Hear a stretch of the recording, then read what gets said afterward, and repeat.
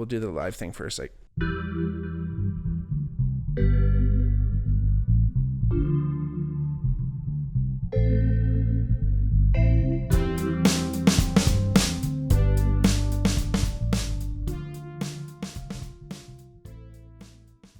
hey everybody, welcome back to the Bigmark podcast. I'm your host, Bigmark. If it's your first time listening, welcome. If not, welcome back. Like we always say, if you ever wanted to reach out to the podcast, please hit us up on our DMs at the Bigmark podcast or at the Bigmark pod. Please share the podcast with whoever you know who you think would like the podcast. Spread the word. Give us a review. If you're watching on YouTube, please like and subscribe, and subscribe to our channel, and make sure you get notifications on so you see when our next video comes out. And if you ever wanted to donate to the podcast, check out our Patreon, patreon.com/BigmarkPod. There's a couple different tiers there with different options for everybody. And again, thank you so much for listening. I really appreciate it. I really appreciate your time. You could have been anywhere else in the world right now, and you might be doing something else, but I'm glad to be there with you. I'm really excited about today's episode. You know, I was thinking about it a lot, doing some research for it, but also just kind of, it's one of those topics that is pretty near and dear to my heart. It's kind of funny. It's one of these things where my life is really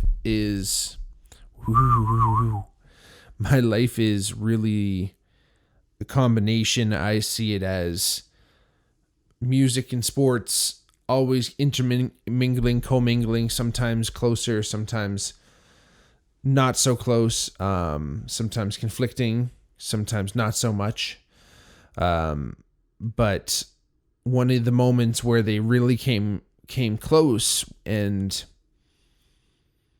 my one buddy growing up, my best buddy, we played basketball together when we were young, and his dad used to drive us to practice. And this is kind of leading into what I'm getting at today in today's topic, because I've had this conversation with my buddy. When we used to drive to practice, we'd always listen to the same radio station, and it, you know how radio stations are, especially like during the week, they tend to kind of like play a schedule of songs, especially this radio station that was a classic rock radio station. And every time this one song would come on, I think it was by Saga, I guess. And it was, I don't remember what it's called right now, but it's like, wind him up, he can't stop, he keeps on going round the clock. That whole fucking song. Oh my God, I can't remember what it's called. Anyway, it used to make my fucking skin crawl because I was just so stressed out for basketball practice. And this song was always on. So now every time I hear that song, I just have this fucking visceral response. But the same family, my buddy and his dad and his mom and everyone, you know, they were a huge music family, and big music fans. And every basketball tournament we'd go to, so that team we were practicing with, that all the tournaments we'd go to back in the day, they'd always bring a DVD copy of The Last Waltz. And that's what we're going to talk about today, is The Last Waltz, which is a concert film by the band. And if you listen to our last episode about live music, I talked about concert movies, and it's a really interesting way to actually see bands play live.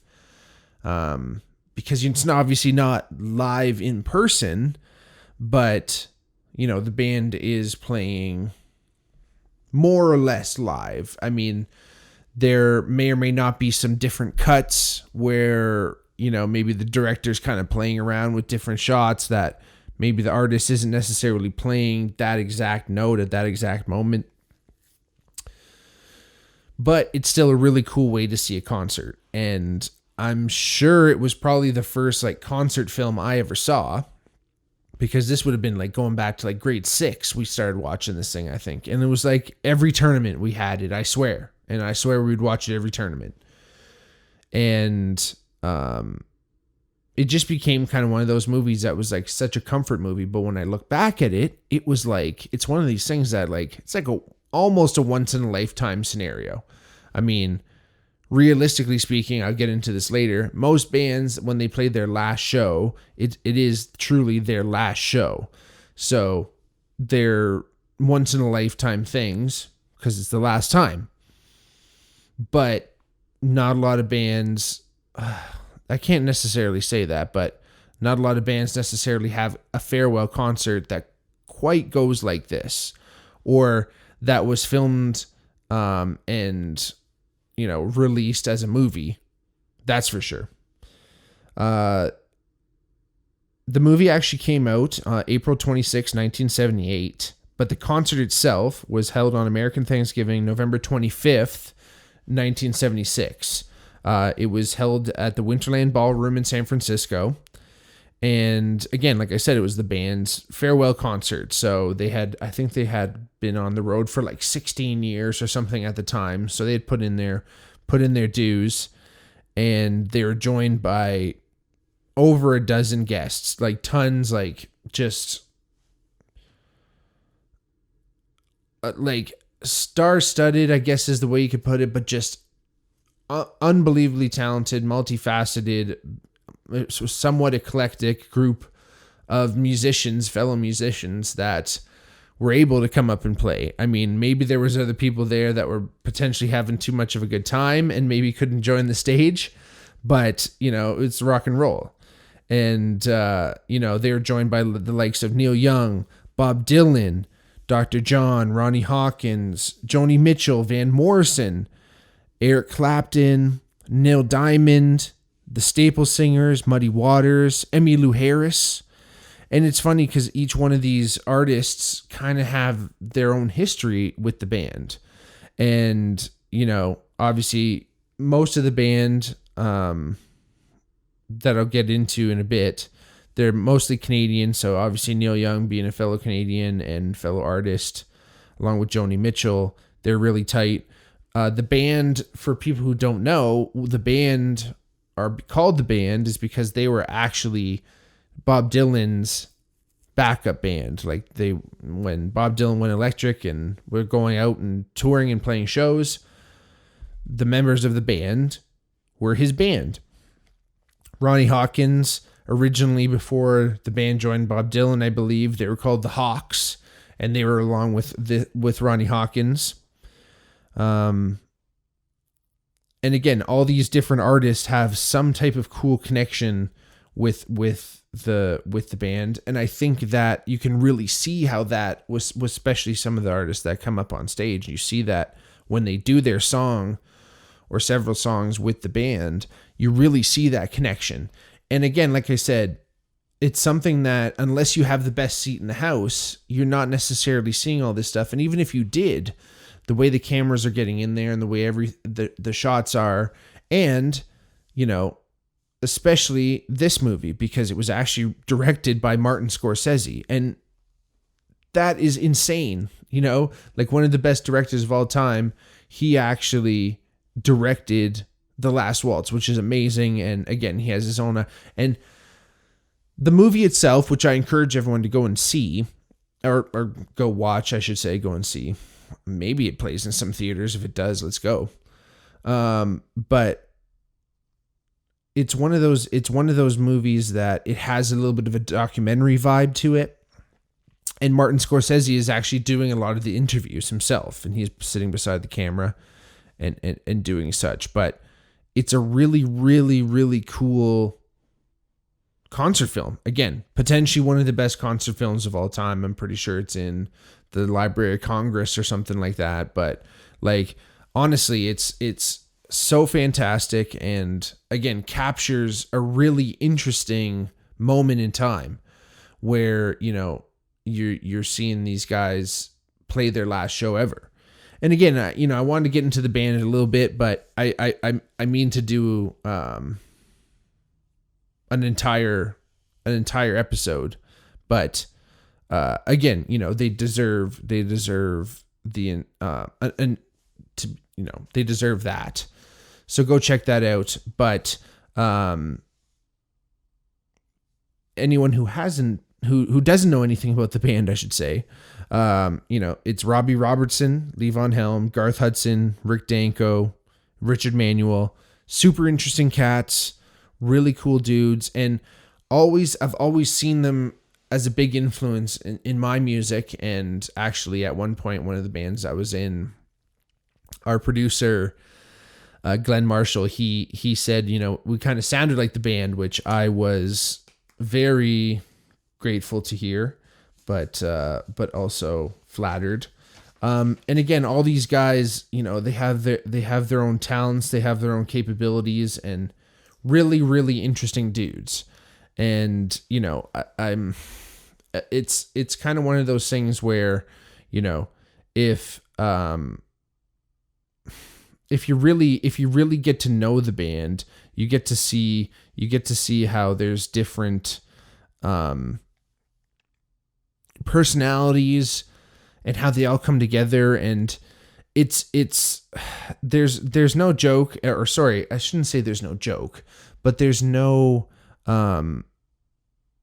it's not surprising that there are such cliches in music and in different band members and in all kinds of different people like that who when they are together as a band, personalities tend to kind of shake out in a way. And I don't know if it's just a product of being in a band that different people have to play different parts, or if there's something special about when you get artists together and having, I wouldn't necessarily go as far as saying, having conflicting personalities, but, having personalities that,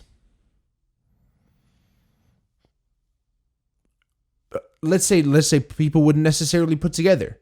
Because I've had that same critique of bands that I've been in, where people go, "Oh, I would never expect all you guys to be in a band together," or whatever it may be, and it's like, oh, like that's kind of weird. Like, I guess you can look at it like that and be like, oh, you would expect us all to be maybe the same. I wouldn't necessarily, maybe not the same person, but similar, let's just put it that way. And yeah, there's lots of bands like that. Like, I guess there's you can be like the fucking Ramones or something, and yeah, everyone's basically fucking identical, maybe, or I don't know, maybe some punk doings. But again, it's kind of one of those things where the band itself, they in my opinion anyway, they perfectly match that stereotype, if you will. Again, hopefully I'll go into a little bit more detail in a future episode on the band. One of the coolest things that I love about this whole documentary, and it's a great album too, this whole movie, whatever, concert film, there's an album that goes along with it, and there's some excellent songs on this album. Honestly, and in this movie, like, you'd expect when it's a band's final show that they're gonna, more or less leave it all out on the stage, right? But one of the coolest things that I noticed, on top of that whole, it being their last show, one of the coolest things I noticed about this movie is the fact that they've incorporated artists that have influenced them in a way, with Muddy Waters or the Staple Singers. And they're credited as the Staples, which I always thought was interesting. But the Staple Singers, unbelievable gospel group. If you've never heard them, go check out their music. Amazing, wonderful. Music is actually, they're heavily featured in the Coen Brothers' Lady Killers. Amazing movie, great soundtrack. But in this concert, the Staple Singers do The Wait, which is a great song with beautiful harmonies already. And they get to do this in the concert. And the coolest thing about that is that the band themselves were actually heavily influenced by the way that the Staple Singers did their harmonies and, you know, how their music was. So I think it's the coolest thing ever that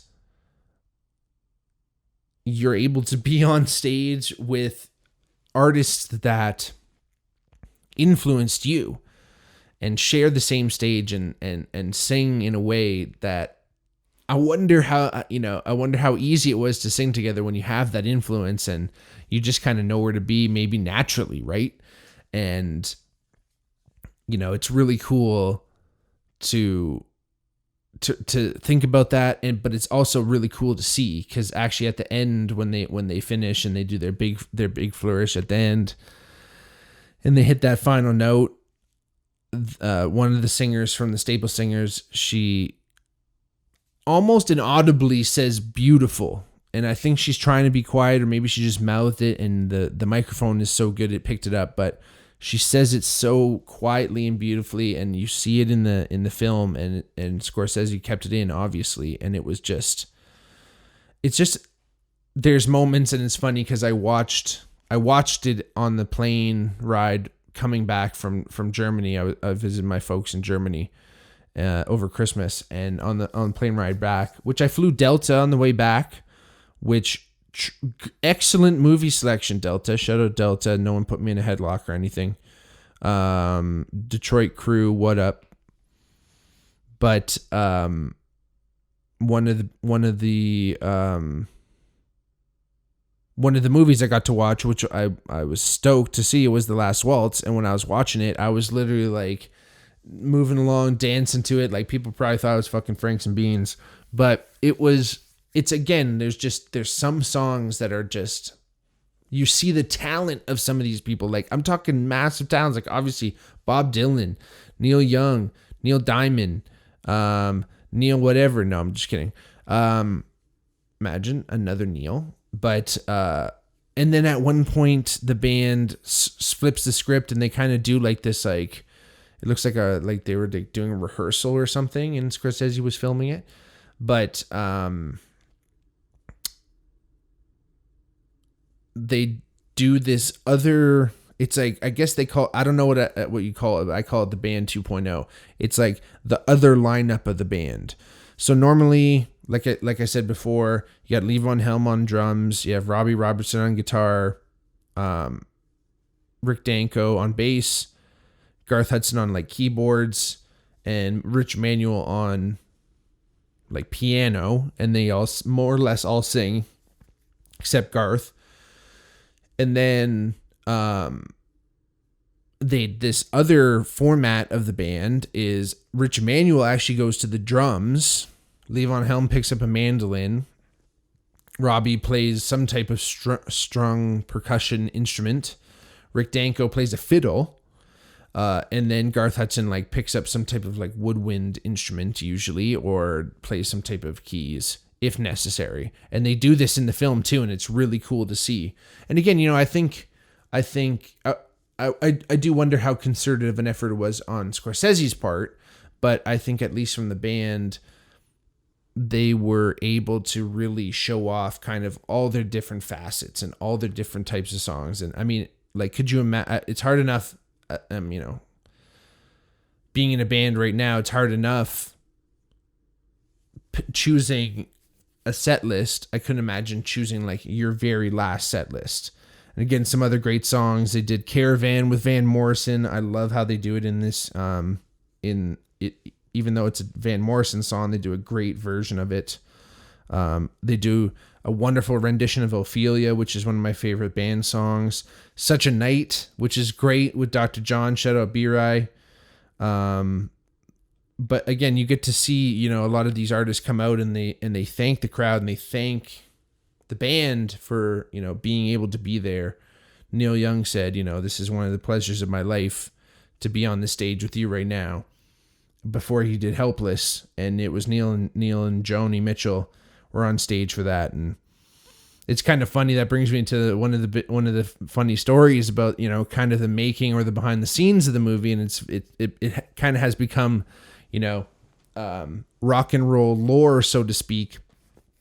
And it's true, and there's sources that confirm that it's true, that it being, like I said, the band's last show, it was kind of a party, and there was some drugs floating around backstage, and people were partaking, including Mr. Young, and he got into a little bit of the Bolivian marching powder, and didn't think about blowing his nose a little bit before he got on stage. He was a little excited to share in one of the pleasures of his life on stage. And apparently he had a huge coke booger, like a big rock just hanging out of his nose. And Scorsese and the band and everyone had to pay for wild special effects back in the 70s. This is not CGI. And they had to frame by frame edit this coke booger. I guess that was on Neil Young's nose. I've never seen it in action, but apparently it 100% exists in the bootlegs of the film. And Robbie Robertson even said in an interview it was the most expensive coke he's ever bought, because it cost so much money to edit it out in special with at the time special effects. Like I said before, the special thing obviously about this movie is it is the band's last show. And I've had the opportunity and the pleasure and also the experience of not only seeing last shows, but also playing last shows with bands. And it's really interesting and it's really bittersweet. At least I can say firsthand, it's a really interesting experience being up there and knowing that it's the last time. But knowing that that's the case, you fucking put everything you got into the show. You leave every ounce of your energy on that stage. And like I said, I've had the pleasure of seeing bands. I'm happy because they're still around, but I almost got a fucking tattoo to commemorate. I'm glad I didn't. But I was at Alexis on Fire's last show. It was held here in Hamilton at Cops Coliseum at the time, and the tattoo, for everyone wanted to know, I was gonna get I had the stamp of the show. It said Cops Coliseum and the date, and I was gonna get that, just the artist to just trace that and do that as the as the tattoo. But they ended up not being their last show because they're still around now today, and they just released an album recently. But I'm grateful for that. But at the time in 2012, it was their last show, and they fucking played it like their last show. I'm talking balls to the wall. I had never seen them live before, but I had my buddy with us who had been seeing them since they were playing in church basements. He's a huge fan, and it was amazing. You could feel the energy, and I'm talking blood, sweat, and tears up there. Guys literally putting everything they had into the music. And I want to do that every time I'm on stage, but when it's the last time you're going to do it, I totally see that, and it's the coolest thing ever. I was at the Tragically Hip's second last show, which was unbelievable. But also seeing their last show nationally televised, right? Which is a really interesting thing. And I always used to say, it's kind of like watching a man perform his own eulogy. When everyone knows he's going to die, and everyone knows it's the end for Gord Downey. He's got 50 fucking teleprompters on stage because he can't remember anything.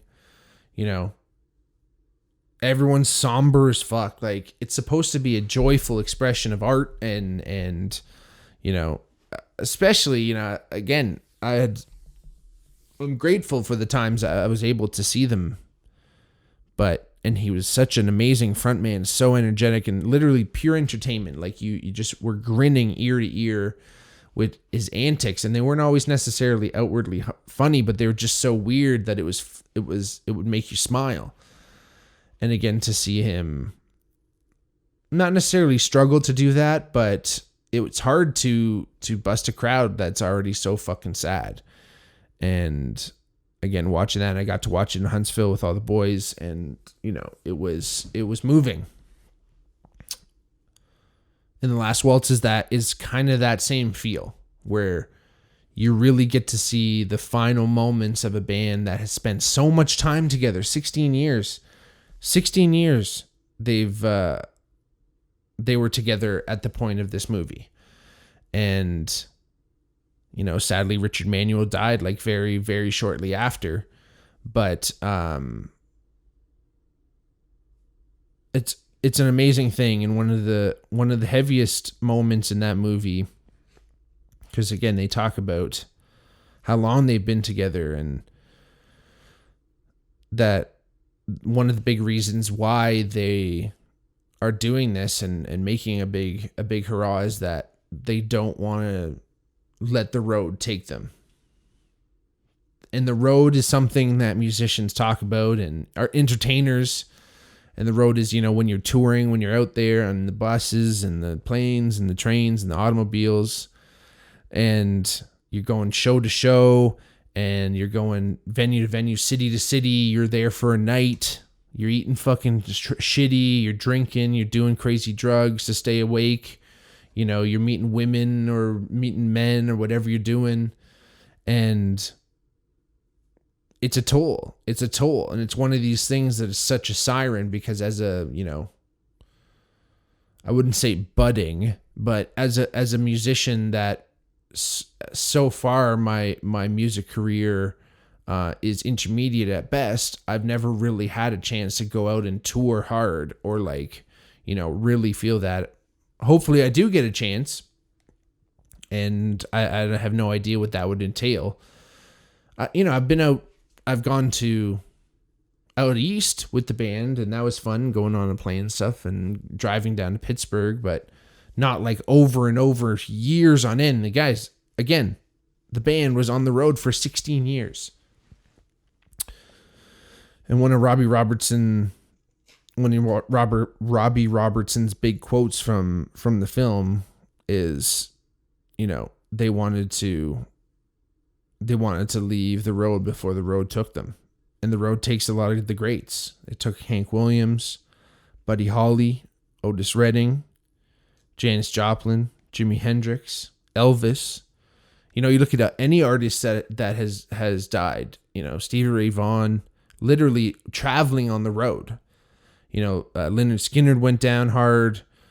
Any of the greats, you look at Kurt, or you look at Amy Winehouse, or you look at any of these artists that have passed before their time and are still working artists, you can look at it like the road maybe played a part. And like I said, it's one of those things that I want to get out there. I want to play. I want the road.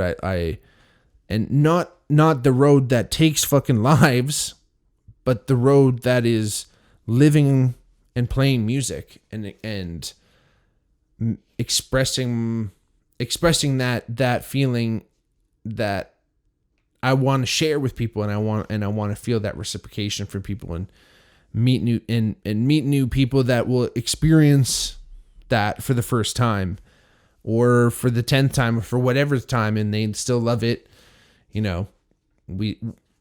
My band I'm in right now, shout out Reckless Harbor with a W. We have a fan, and she's been at a bunch of our shows, and she just kind of found us, and she's such a big fan, and she always has great things to say. And, that's who we do it for. And obviously our friends and family love us too. I get that. I see you all. But she's she's our number one fan, in the sense that she was our first fan, random person that we don't know. Shout out, Jesse. Thank you so much for being that fan, if you're listening. But yeah, anyone else, check out Reckless Harbor with Reckless with a W. We're out there. We're trying to get on the road, and hopefully 16 years from now, we'll get to have our last waltz. Thank you so much for listening, everybody. Had tons of fun with this one. This, again, was a topic that was near and dear to my heart. And again, I really appreciate you for listening and taking the time. And if you're still here listening, please give us a big fat review. 5 stars would be lovely. I'd love you forever. follow the podcast. Hit us up on our Twitter or Instagram at the Bigmark Pod or at the Bigmark Podcast if you ever want to give us any ideas for upcoming episodes or topics or tips or tricks or critiques, whatever you want. Hit us up. Trust me, people have. Hit our Patreon, patreon.com/thebigmarkpod if you want to donate. Like and subscribe to the video on YouTube. And again, share the podcast. Tell your friends. We want to keep growing. We love it. To the moon, to the sky, to the stars. Thank you, everybody. And go and take a load off. Peace.